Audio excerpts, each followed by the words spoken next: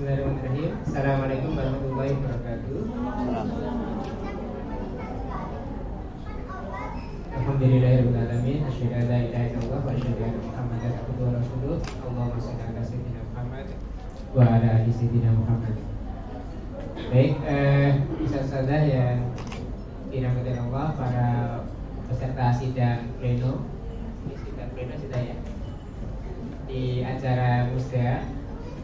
Sebelum nanti melanjutkan pembahasan di beberapa topik ya pada sidang pleno dan komisi, ini ada beberapa arahan yang berkaitan sama kebijakan CSIT Indonesia, terutama di level daerah, bahwa nanti tim yang mengawal sidang juga bisa hadir di pembahasan ini.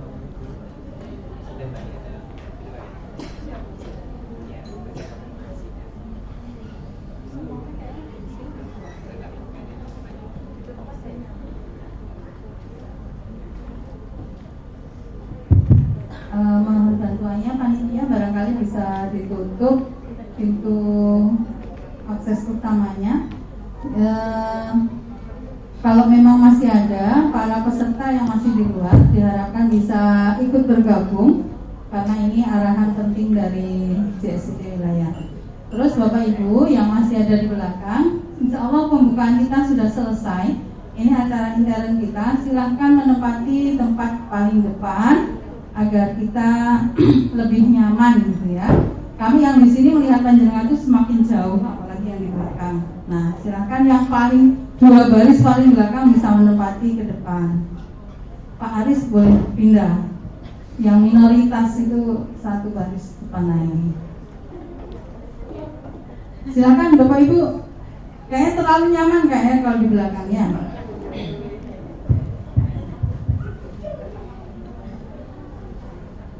Ustazah yang di belakang silakan pindah ke depan.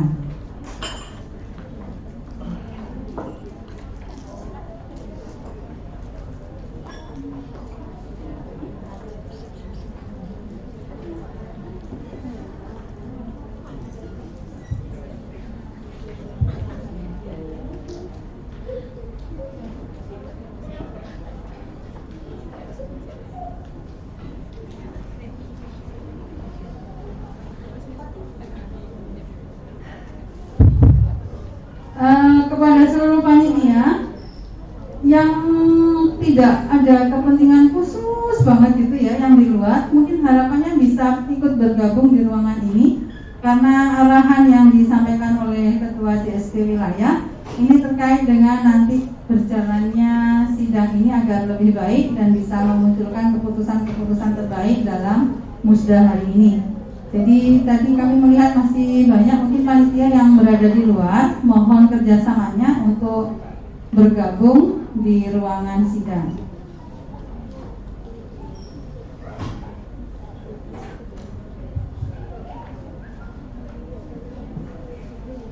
Baik, ustaz-ustazah yang dirahmati Allah, ini untuk arahan ya sebelum nanti kita merumuskan kebijakan untuk CSIT daerah ke depan. Lanjutkan.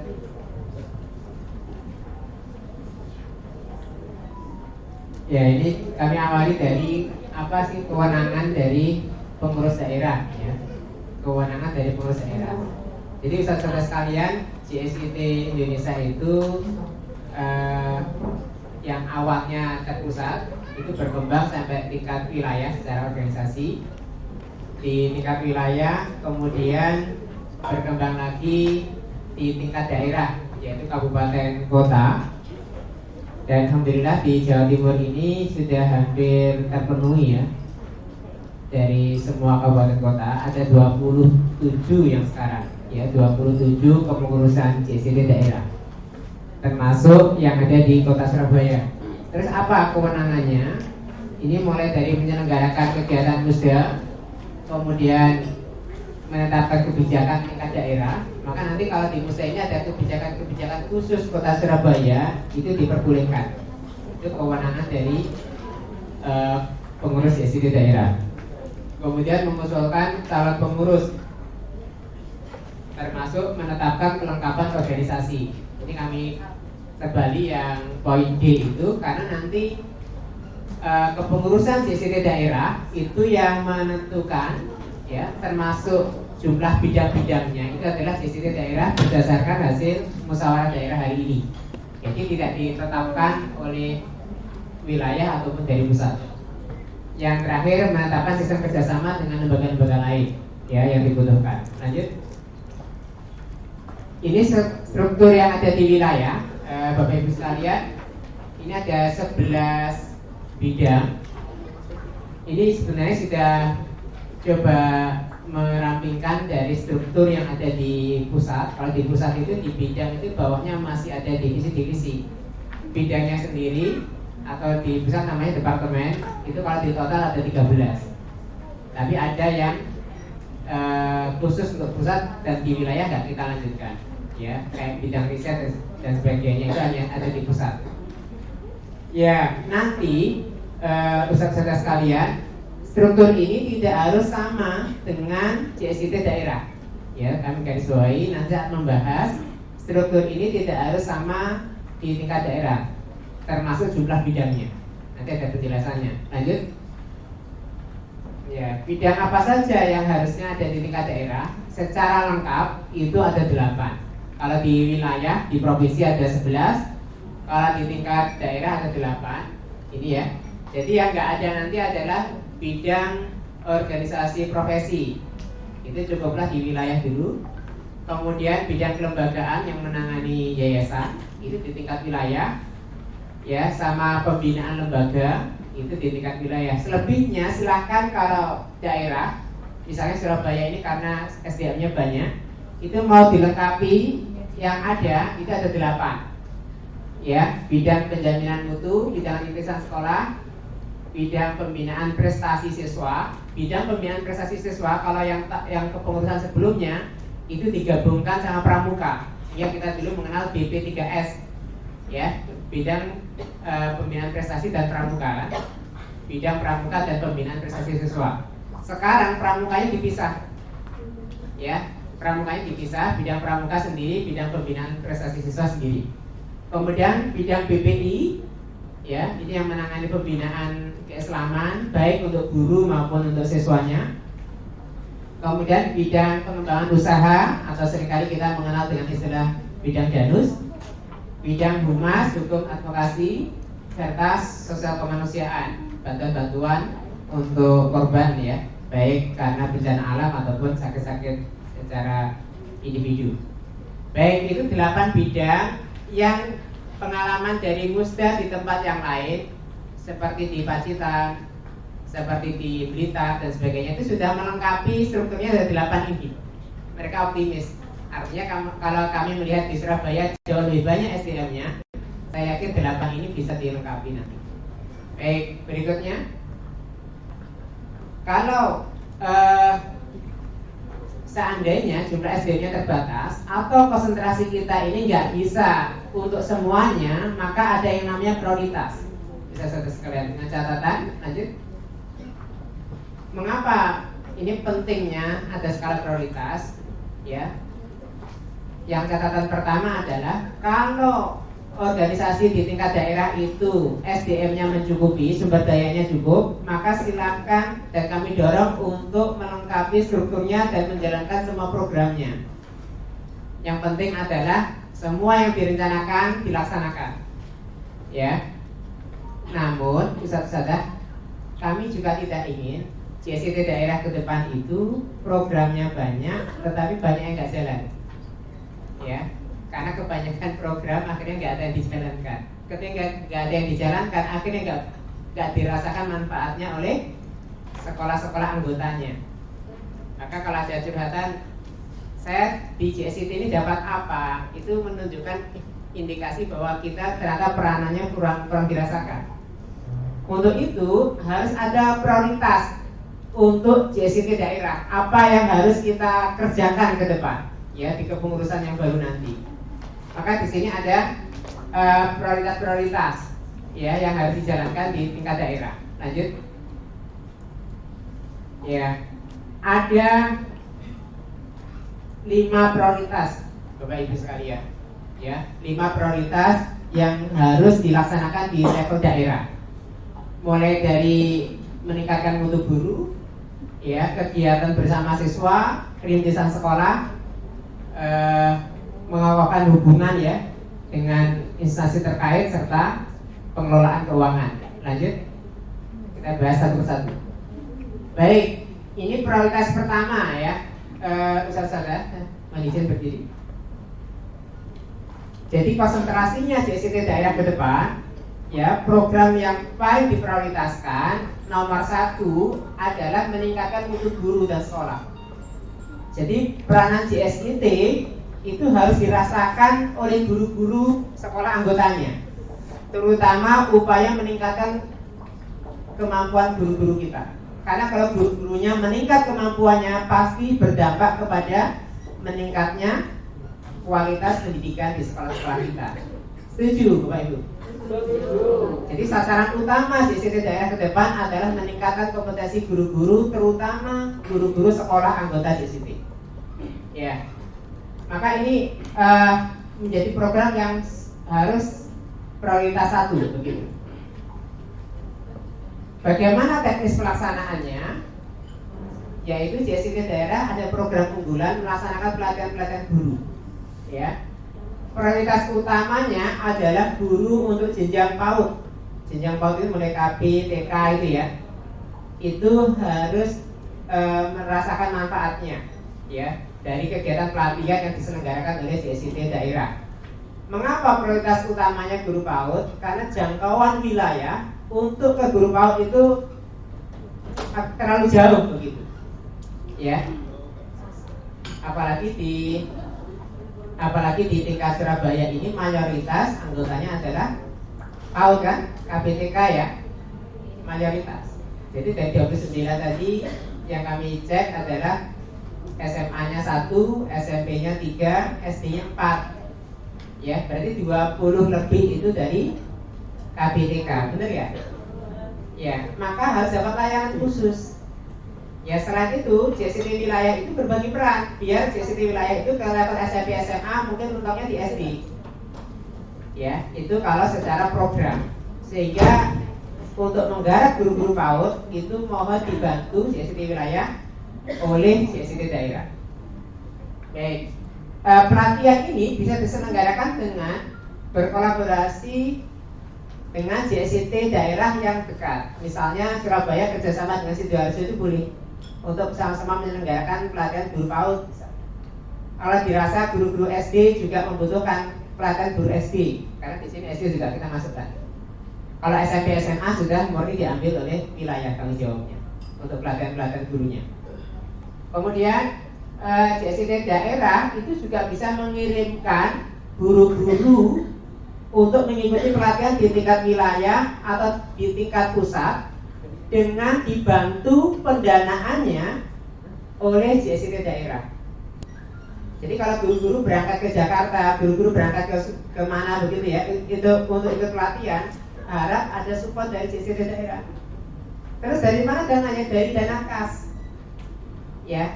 Dan salah satu indikator keberhasilan JSIT daerah itu kalau dana kasnya itu habis. Ya, untuk apa? Untuk menjalankan program. Terus bagaimana kalau gurunya banyak? Bisa diatur teknisnya perwakilan sekolah. Ya, perwakilan sekolah. Saya di sini ada KBTK itu ada 20 begitu, ya.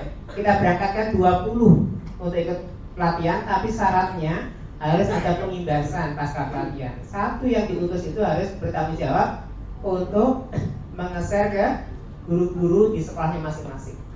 Dan dokumentasinya dikirimkan ke JSIT daerah.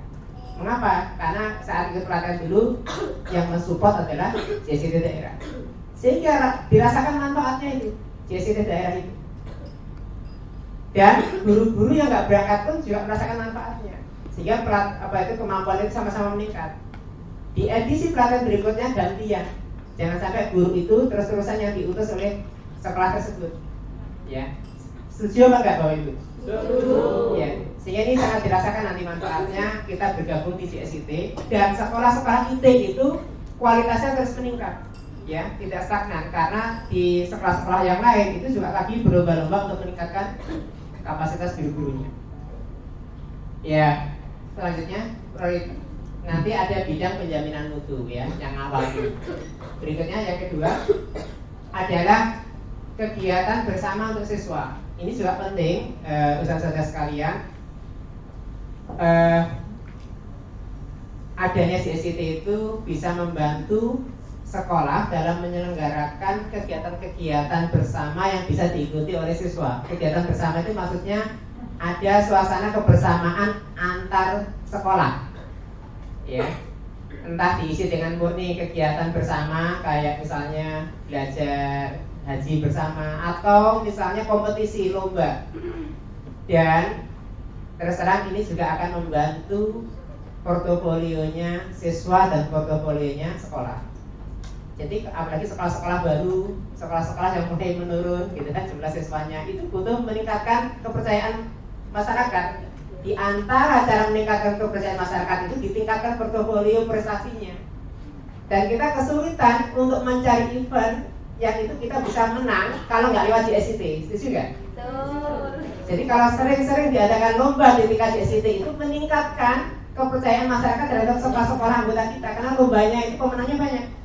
Kemarin waktu kami ke Pacitan, saya ke Pacitan hari Senin, itu sekolahnya ada berapa? SD-nya itu ada 4, TK-nya ada berapa? Itu menang semuanya karena lombanya banyak, Pak. Juaranya 1-4 gantian. Di Aroma, Tamakan itu gantian. Dan yang menyerahkan langsung kepala dinas pendidikan kayak tadi. Iya, diserahkan dan jadi portofolio itu bagi sekolah itu, dipublish itu. Ya, jadi kalau kita mengandalkan dinas, apalagi lomba tingkat KBTK kan jarang. Ini kalau diadakan oleh JSIT senang sekali. Makanya jadi program wajib kalau bisa minimal 2 kali setahun. Dan ini juga akan dirasakan manfaatnya oleh orang tua siswa. Oh iya ya, ada JSIT ya, enak kamu bisa ikut lomba. Dan lombanya diperbanyak saja. Ya, dan saya yakin orang tua mau berkontribusi. Ya, untuk kegiatan lomba anaknya. Karena ini pengalaman lomba itu pendidikan yang nggak tergantikan. Ya, pengalaman lomba, menang kalah itu urusan belakang, yang penting ada pengalaman berkompetisi yang positif. Sebagian nanti bisa diarahkan ke wilayah untuk jenjang berikutnya, misalnya menang di tingkat daerah, nanti disinergikan sama wilayah juga mengadakan event yang sejenis, sehingga menangnya bisa lanjut ke tingkat provinsi dan mungkin ada yang tersambung ke pusat. Itu yang kedua, memperbanyak kegiatan yang bisa melibatkan siswa. Itulah yang akan sangat dirasakan manfaatnya. Berikutnya yang ketiga, prioritas JSIT daerah adalah menambah sekolah anggota. Alhamdulillah kita bersyukur di Surabaya cukup banyak ya, termasuk daerah yang anggota SIT-nya banyak ya, terbanyak ya. Di Surabaya ini 29 anggota. Ustaz-ustazah amanah dari pusat ya, untuk JSIT itu harapannya bisa ada ya sekolah-sekolah anggota di tiap kecamatan. Dan saya nggak yakin di Surabaya ini semua kecamatannya sudah ada JSIT-nya. Ada nggak yang masih blank spot? Masih sudah apa lengkap semua kecamatan? Belum ya, masih ada beberapa kecamatan yang itu belum ada SIT-nya, belum ada anggota JSIT di situ. Ya, maka ini PR dari PR untuk kepengurusan JSIT daerah. Amanah ini, Ustaz-Ustazah, ini bukan murni semata-mata untuk organisasi kita, tapi untuk keberlangsungan dakwah kita lebih luas lagi. Ya, perubahan masyarakat, dukungan masyarakat terhadap dakwah ini akan semakin besar kalau ada lembaga-lembaga kita di dalamnya. Setuju? Setuju. Ya, kalau diperbanyak lembaga itu, insya Allah untuk pemenangan dakwah ini juga akan sangat dirasakan. Ya, untuk itu Ustaz-Ustazah, kepengurusan yang baru nanti harus ada bidang rintisan sekolah yang tugasnya adalah menginisiasi pendirian sekolah-sekolah baru. Ya, kita kalau dibandingkan sama perguruan Muhammadiyah jauh ya. Mereka sudah ribuan, bahkan sudah puluhan ribu sekolahnya. Ya, di Surabaya aja SD Muhammadiyah itu banyak sudah. Di dekatnya Al-Wiswah itu sudah Muhammadiyah 26 gitu. Kita nggak tahu jumlahnya ada berapa. Kita baru 4. Ya, baru 4, jauh sekali. Ya, untuk itu mohon keinginan untuk mendirikan sekolah baru itu bisa diseriusi oleh JSIT, terutama di tingkat daerah. Ya, di tingkat wilayah ada rintisan sekolah, di tingkat daerah eksekutornya. Apakah JSIT yang mendirikan sekolah? Tidak. Yang mendirikan sekolah itu adalah yayasan. Tapi kita membantu menginisiasi, kita membantu mendampingi. Ya, kita mendorong adanya pendirian sekolah-sekolah baru dari level PAUD sampai level SMP ya. Kalau SMA kelihatannya nanti langsung ke wilayah ya seluruhnya, karena di tingkat provinsi. Baik, itu prioritas yang ketiga. Prioritas yang keempat adalah mengokohkan peranan JSIT daerah. Alhamdulillah kita bersyukur hari ini sudah bisa menghadirkan orang nomor 1 ya di lingkungan pendidikan Kota Surabaya. Mudah-mudahan kerjasama kita terus berlanjut. Ya, apalagi Bapak Kadis ini saya kenal sangat mudah beliau. Ya, dulu itu saya mengurus NUPTK sertifikasi guru-guru Al-Wiswah itu ya lewat beliau dan gampang sekali. Ya, perizinan mudah dengan beliau. Ya, mudah-mudahan nanti bisa terus dijalin hubungan baiknya. Ya, tadi pagi waktu saya membaca randonnya itu ada keterangan nanti yang memberikan sambutan itu dari wali kota ya. Ya, dan tadi beliau juga menyampaikan harusnya wali kota, tapi ada acara bersamaan akhirnya izin. Mudah-mudahan suatu saat JSIT Surabaya bisa menghadirkan wali kota beneran. Ya, setelah kemarin wilayah menghadirkan gubernur, ya, saatnya JSIT juga menjalin hubungan baik dengan kepala daerah. Kami juga sudah silaturahim langsung ketemu sama kepala dinas provinsi, ya, kepala dinas pendidikan provinsi. Artinya begini, kita ayo membangun hubungan yang baik, termasuk yang luar biasa tadi dengan LP Ma'arif. Ya, beliau salah satu pimpinan di lembaga pendidikan Ma'arif NU yang ada di Surabaya. Ayo kita jalin hubungan baik dengan Muhammadiyah, dengan apa? Siapa yang menjalin hubungan baik itu adalah pengurus JSIT. Ya, maka harus ada agenda untuk silaturahim, termasuk mungkin ke DPRD, ya, ke Dewan. Terus supaya ketika kita menghadapi beberapa persoalan, kita menghadapi beberapa tantangan dengan hubungan baik itu bisa terbantukan. Ya, apalagi di era-era kekinian itu banyak hal negatif yang disengaja disematkan ke sekolah-sekolah kita, yang itu tidak sesuai dengan kondisi kita sebenarnya. Itu banyak. Kemarin waktu kami ke dinas provinsi, pertama itu belum menyampaikan, Bapak sekolahnya ada yang mau kami tutup, gitu kan? Di mana posisinya? Di Batu. Terus kami tanya sekolahnya apa namanya, dan alhamdulillah bukan sekolah kita. Ya, sekolahnya terkenal.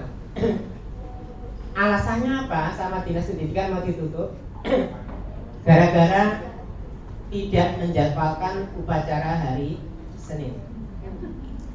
Ya, itu saja. Dan yang kedua, hari liburnya berbeda dengan hari libur kebanyakan. Ya, ada juga di Probolinggo beberapa tahun yang lalu itu ada upacara, tetap dipersoalkan, dilaporkan, didatangi. Mengapa? Karena upacaranya nggak ada hormat bendera. Ya kayak gitu, itu ada sengaja yang memang mencari peluang untuk itu. Ya, mudah-mudahan itu bisa kita ambil pelajaran ya, bahwa ini sangat penting. Bahkan arahan dari pusat kemarin wajib ya hukumnya kita taat terhadap kebijakan-kebijakan umum yang ditetapkan oleh pemerintah, termasuk hari libur. Tidak boleh lagi ada SIT yang saatnya libur kita masuk, ya, atau sebaliknya. Ya, jangan sampai ada laporan-laporan yang itu benar-benar kita lakukan, ya, dan itu menjadi titik kelemahan kita. Maka ini harus kita jaga hubungan baik ini, ya. Pastikan lagu-lagu nasional, ya, penyerapan tentang undang-undang dasar kita itu benar-benar kita lakukan di sekolah-sekolah kita. Yang keempat ini ya, mohon silaturahimnya dilanjutkan. Yang terakhir, yang kelima adalah mengoptimalkan pengelolaan keuangan. Jadi saudara sekalian, organisasi kita sebagaimana organisasi yang lain, sumber utama ya, sumber energi utamanya itu adalah dana ya. Kalau dalam sebuah organ tubuh itu dana itu ibarat darah begitu. Jadi kalau nggak ada dananya ya kayak kekurangan darah itu apa? Lemes kan ya, anemia. Jadi nggak bisa ngapa-ngapain. Ya, maka JST daerah itu harus juga punya dana, ada kecukupan dana untuk menjalankan program-programnya. Program untuk pelatihan guru itu butuh dana. Program untuk siswa itu butuh dana. Program konsolidasi pengurus seperti ini juga perlu dana. Terus sumber dananya dari mana? Bisa saudara sekalian, sumber yang pasti kita dapatkan itu adalah iuran anggota. Ya, dengan bergabungnya sekolah itu menjadi anggota JSIT, ya, anggota JSIT Indonesia, ada hak dan kewajiban. Salah satu kewajibannya adalah menunaikan iuran anggota Rp2.000 per siswa per bulan. Angka itu saudara sudah dikaji oleh JSIT Indonesia, oleh pusat. Kita mengambil angka yang tidak terlalu tinggi karena banyak perhimpunan pendidikan yang di atas kita, ya, entah itu Ma'arif atau Muhammadiyah, ada juga memang di bawah kita, tapi kita ambil tengah-tengahnya segitu. Dan itu sudah melakukan pengkajian. Kemarin ada usulan dinaikkan, ada usulan diturunkan, macam-macam. Tapi finalnya itu Rp2.000 per siswa per bulan, yang kalau bisa ditunaikannya setiap 3 bulan. Kalau ribet 1 tahun langsung lebih baik. Ya, pusat-pusat sekalian, memang kami coba sedikit menganalisa mengapa sekolah-sekolah itu enggan membayar. Ya, menurut perkiraan kami itu ada 3. Nggak tahu apakah jenengan nanti mengusulkan ada yang keempat gitu. Yang pertama, sekolah itu enggan membayar karena memang merasa kurang mendapatkan manfaat dari kegiatan-kegiatan JSIT. Ya, benar nggak? Ya, saya nggak sampai dulu ya karena belum ada kegiatan JSIT ini, gitu kan? Mudah-mudahan nanti bisa bisa benar-benar kita selesaikan, ya, melalui berbagai macam kegiatan yang diselenggarakan oleh JSIT baik di tingkat wilayah maupun daerah. Ya, maka kalau di Surabaya itu mayoritas adalah sekolah-sekolah ABGK, mudah-mudahan JSIT daerah memang konsentrasi penuh ke sana. Diperbanyak. Kalau bisa anggota-anggota itu boleh berhak untuk menuntut ibaratnya mana kegiatannya. Ya. Dan hari ini kita akan membuat rekomendasi-rekomendasi untuk itu. Yang kedua, alasannya itu karena menunda pembayaran. Sebenarnya sudah dianggarkan tetapi tidak dibayar-bayarkan. Baru ditawabi sama bendahara begitu baru dibayarkan gitu. Ya. Ini yang nanti dibuat sistemnya, saudara. Bahkan sekarang sedang dirancang di tingkat wilayah juga akan ada pembeda antara sekolah yang menunaikan pembayaran dan tidak. Termasuk adanya namanya free ticket. Ya. Jadi kalau ada pelatihan-pelatihan ini nanti ada sebagian yang kita berikan terutama untuk guru-guru yang sekolahnya sudah membayar. Ya. Karena ada yang lebih ekstrim lagi, kayak di Nusa Tenggara Barat itu kemarin diskusi sama pengurusnya sana. Kalau di kami nggak 1 tahun nggak bayar dilepas dari JSIT. Ya. Karena saking pusingnya kepengurusan ini karena nggak ada dana yang masuk. Ya, semuanya menunda pembayaran. Padahal sebenarnya dananya itu tidak dialokasikan. Cuma segera dibayarkan apa tidak. Yang ketiga adalah mungkin penyebabnya adalah masalah internal sekolah yang secara keuangan lagi kesulitan. Ya, apalagi kena dampak pandemi kemarin. Dan kami memahami itu. Sehingga untuk sekolah khusus yang ketiga ini silakan mengajukan keringanan diperbolehkan. Ya, asalkan dikomunikasikan. Yang repot itu sudah nggak bayar, nggak ada informasi. Ya, ditagihi nggak balas-balas gitu ya Bu Fatia. Iya. Kita doakan. Ya. Yang penting ada komunikasi. Mampunya berapa kita terima, ya. Ya, asalkan memang kondisinya memang kesulitan. Baik, Ustaz-ustaz sekalian, ini nanti yang terbaru ya, kita ada sistem yang namanya Dapodik. Enggak dinas pendidikan aja yang Dapodik, di JST juga ada Dapodik. Yang saya lihat di Surabaya itu baru 60% kalau yang mengisi Dapodiknya JST. Ada yang masih ingat yang sudah mengisi Dapodik JST? Masih banyak sekolah-sekolah di Surabaya yang belum mengisi Dapodik, ya, yang nanti akan terus diperbarui setiap awal tahun pelajaran. Nanti sistem Dapodik itu akan terintegrasi dengan sistem pembayaran sehingga jumlah siswanya itu selalu tepat, insya Allah. Sekarang lagi dibangun sistem online-nya. Ya, bisa saudara sekalian, yang pertama adalah iuran anggota. Kalau iuran anggotanya kuat, saya lihat di Surabaya itu harusnya dana kas dari iuran anggota saja itu di atas 100 juta. Dari iuran saja, yang penting bayar. Yang repot itu kan nggak bayar, akhirnya ketika mau musda begini nyari sponsor terus begitu. Bahkan narik 600.000 per sekolah ya. Harusnya kalau bayar semua nggak perlu narik lagi ketika musda. Ya, mengapa narik? Karena ada sebagian sekolah yang nggak bayar dan jumlahnya lebih banyak. Gitu. Ya. Terus yang kedua, Ustaz ya, nanti juga ada kerjasama untuk menjualkan barang dan sebagainya, termasuk misalnya menjualkan buku tematik terpadu itu ada dana kas yang nanti masuk ke daerah dan itu bisa dikelola. Yang lainnya juga bisa, ya. Makanya sekarang JST Pusat sedang menggencarkan koperasi yang sekarang sedang diperluas sampai di tingkat wilayah dan daerah. Insya Allah bulan Juni nanti dari pusat akan terus ke Jawa Timur untuk memperkenalkan koperasi ini yang menjualkan produk-produknya JST yang nanti dananya masuk ke daerah dan wilayah, ya, supaya kita nggak hanya mengandalkan iuran saja. Kalaupun JST daerah nanti hasil musda ini merumuskan ada terobosan kerjasama dengan lembaga lain untuk sumber pendanaan baru juga dipersilahkan. Ya, itu lebih baik. Kalau dananya kuat, insya Allah programnya itu lancar. Kalau dananya seret, ya programnya juga seret. Intinya begitu.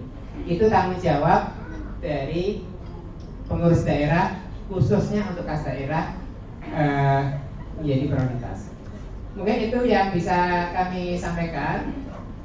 Mudah-mudahan struktur JST daerah Surabaya bisa lengkap, programnya bisa berdaya, dan hasilnya bisa dirasakan manfaatnya oleh semua sekolah-sekolah anggotanya, yaitu para guru dan siswanya. Mungkin kalau orang tua bisa dijangkau juga, silakan orang tua juga digarap oleh JST daerah Kota Surabaya. Mungkin itu yang bisa kami sampaikan. Kalau nanti ada pertanyaan bisa disampaikan di forum pleno atau sidang komisi. Saya akhiri sekian. Assalamualaikum warahmatullahi wabarakatuh.